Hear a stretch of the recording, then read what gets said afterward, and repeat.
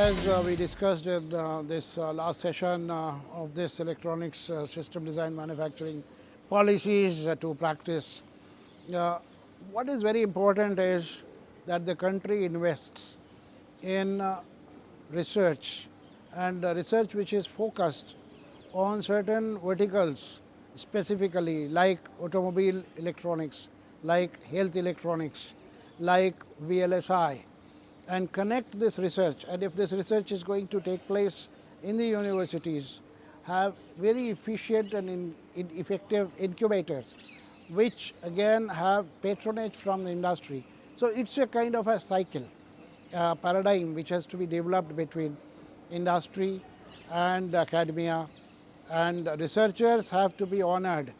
The people who are the best brains in this should get identified by the government, state or the center.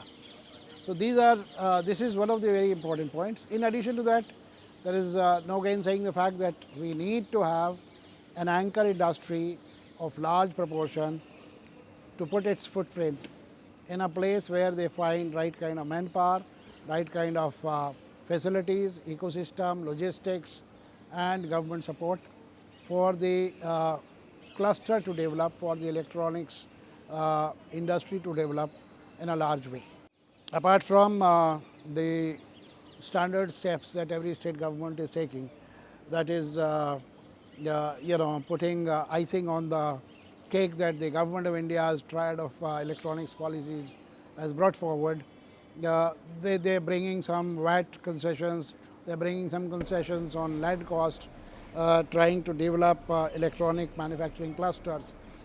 Some states would come up with preferential market access, additional incentive for their own state manufacturers.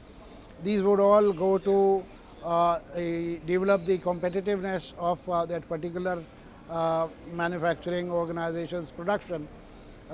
It would again still not be enough unless they have the backing. These manufacturing clusters have the backing of academic institutions and industrial research laboratories.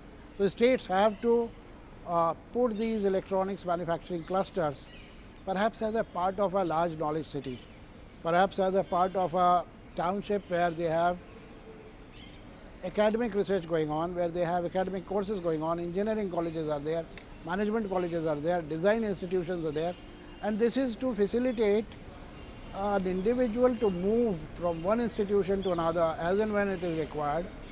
So this is the kind of ecosystem, and it is not so easy to build, and it will require very imaginative and matured leaders at the managerial level to set up such kind of institutions. So this is perhaps the way forward to be.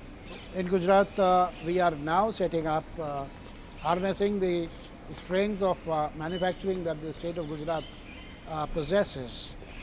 We've already announced electronic manufacturing clusters, two next to the automobile hub, that is at Sanand and at Mandal.